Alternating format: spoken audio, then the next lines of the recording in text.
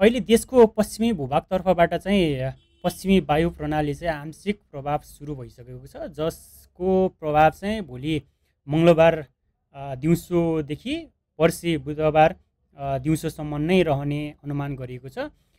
यस प्रणालीको प्रभाव चाहिँ विशेष गरी कर्णाली प्रदेश, गण्डकी प्रदेशको हिमाली तथा उच्च पहाडी भूभागमा बढी देखिने सम्भावना छ।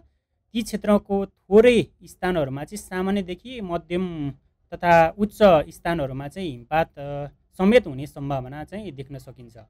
यसै गरी त्यस स्थानको आसपासमा चाहिँ पहाडी जिल्लाहरूमा पनि छिटपुटदेखि हल्का वर्षा हुने सम्भावना रहन्छ। अबको 2 दिनको लागि चाहिँ देशको अधिकांश तराई र मध्य पहाडी भूभागमा चाहिँ मौसम आंशिक बदलीदेखि सामान्यतया सफा रहने चाहिँ अपेक्षा गरिएको छ।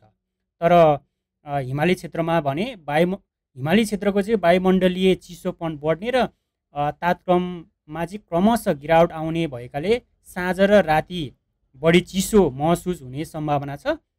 वातावरण चिसो बढ्दै गएसँगै वृद्ध बालबालिका र दीर्घरोगी व्यक्तिहरूको स्वास्थ्यमा विशेष ध्यान दिन पर्ने आवश्यक देखिन्छ। यस्ता मौसमी अवस्थाले चाहिँ रुगाखोकी, श्वास प्रश्वासमा आउने असरहरू भयो अनि जोर्नी दुख्ने समस्या बढाउन सक्ने भएकाले चाहिँ सतर्क रहन अनुरोध गरिन्छ। अनि कृषि र जनजीवनको हिसाबले हेर्दाखेरि चाहिँ यो प्रणालीले उच्च पहाडी र हिमाली क्षेत्रमा खेतबारी गर्ने अनि गोठ व्यवस्थापनमा सानो प्रभाव पार्न सक्छ। किसानहरूलाई चाहिँ तुषारो र यो हिउँबाट बच्न आवश्यक तयारी अपनाउन चाहिँ सुझाव दिन चाहन्छु।